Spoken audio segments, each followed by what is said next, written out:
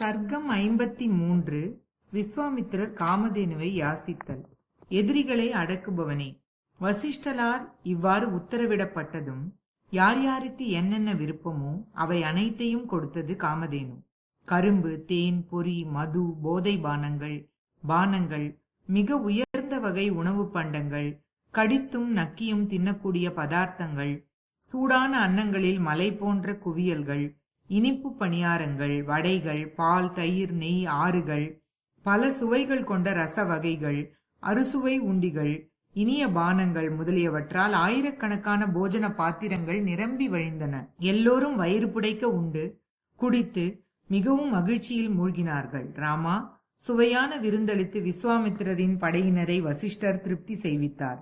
ராஜரிஷி விஸ்வாமித்திரரும் அந்தப்புற அரசிகளுடனும் அந்தணர் புரோகிதர்களுடனும் அமாத்தியர் அமைச்சர் பணியாளர்களுடனும் விருந்தளித்து கௌரவிக்கப்பட்டதால் மிகவும் மனமகிழ்ந்து வசிஷ்டரிடம் கூறினார். பிரம்மன், தாங்கள் மிக உயர்ந்த முறையில் என்னை வரவேற்று உபசரித்திருக்கிறீர்கள். பேச்சில் வல்லவரே, இப்போது நான் சொல்லப் போவதை அருள் கூர்ந்து கேளுங்கள். நான் உங்களுக்கு 100,000 பசு மாடுகளை தருகிறேன். சபலையை, காமதேனுவை எனக்கு கொடுத்து விடுங்கள். உலகத்தில் உள்ள சிறந்த பொருட்கள் மன்னனிடம்தான் போய் சேர வேண்டும் என்பது பொது நியாயம். அதன்படி சிறப்பான இந்த காமதேனு என்னிடம்தான் இருக்க வேண்டும்.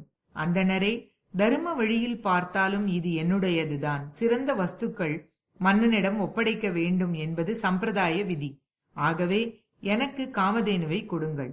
இவ்வாறு தர்மாத்மாவான விஸ்வாமித்திரர் கூறியதும் பகவான் வசிஷ்டர் பதில் கூறினார். 100,000 என்ன, 4 கோடி பசுக்கள் கொடுத்தாலும் இது என்னிடமிருந்து பிரித்து கொடுப்பதற்கு உரிய பொருள் அல்ல. பெருந்தன்மையுள்ளவனை விட்டு எப்போதும் அகலாத கீர்த்தியை போன்று நிரந்தரமாக காமதேனு என்னிடம் இருந்து கொண்டிருக்கிறது. இவளிடம் இருந்து பெறப்படும் நெய்யை கொண்டுதான் தேவதைகளுக்கு ஹவ்ய ஆகுதியும் பித்ருக்களுக்கு கவ்ய ஆகுதியும் கொடுத்து வருகிறேன். என்னுடைய வாழ்க்கை பயணமும் இவளை நம்பியே இருந்து கொண்டிருக்கிறது. நான் செய்யும் அக்னிஹோத்திரம், பலி, ஹோமம், ஸ்வாஹா வஷட் என்று முடிவில் கூறி செய்யப்படும் ஆகுதிகள் மற்றும் பலவிதமான மந்திர ஹோமங்களும் இந்த பசுவையே ஆதாரமாக கொண்டு இருக்கின்றன. மன்னரே, இவையெல்லாம் இந்த பசுவை கொண்டே நடைபெற்று வருகின்றன.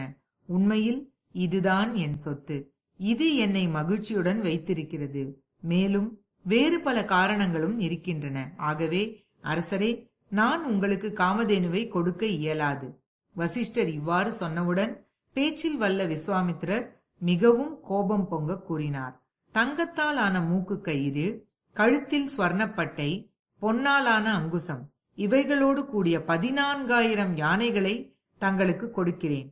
பொன்மயமான மணிகள் கிங்கிணி என ஒலிக்கும் 4 வெண் குதிரை பூட்டிய 800 தங்கத்தேர்கள் தருகிறேன். நல்ல தேசத்தில் நல்ல குலத்தில் பிறந்த லட்சணமான 11,000 குதிரைகளை தங்களுக்கு தருகிறேன். மேலும் பற்பல நிறங்கள் கொண்ட இளமையான பசுக்கள் 1 கோடி தருகிறேன். தயவு செய்து எனக்கு சபலையை, அதாவது காமதேனுவை கொடுங்கள். அந்தணோத்தமரே, தங்கள் இஷ்டம் போல் எவ்வளவு ரத்னங்கள் பொற்காசுகள் வேண்டுமோ அவ்வளவையும் தருகிறேன். எனக்கு சபலையை கொடுங்கள். புத்தி கூர்மையுடைய விஸ்வாமித்திரரால் இவ்வாறு கூறப்பட்டதும், மன்னரே, நான் ஒரு போதும் எவ்வளவு செல்வம் கொடுத்தாலும் சபலையை கொடுக்க மாட்டேன். இதுவே என்னுடைய ரத்தினம், இதுவே என்னுடைய செல்வம், இதுவே என்னுடைய சொத்து, இதுவே என்னுடைய வாழ்வு. அமாவாசை, பௌர்ணமி நாட்களில் நான் செய்கின்ற தர்சபூர்ணம், நிறைய தட்சிணை கொடுத்து செய்யப்படும் வேள்விகள் மற்றும் பல்வேறு வகையான புண்ணிய கர்மாக்களுக்கும் ஆதாரமாக இருப்பது சபலைதான். என்னுடைய கர்மாக்கள் எல்லாவற்றுக்கும் இதுவே வேர் போல உள்ளது என்பதில் ஐயமில்லை. மன்னரே, மேலே மேலே பேசிக் கொண்டிருப்பதால் என்ன பயன்? நான் காமதேனுவை கொடுக்க மாட்டேன். இதுதான் முடிவான பதில். ஸ்ரீமத் வால்மீகி ராமாயணம் பாலகாண்டத்தில் 53வது சர்க்கம் முற்றிற்று.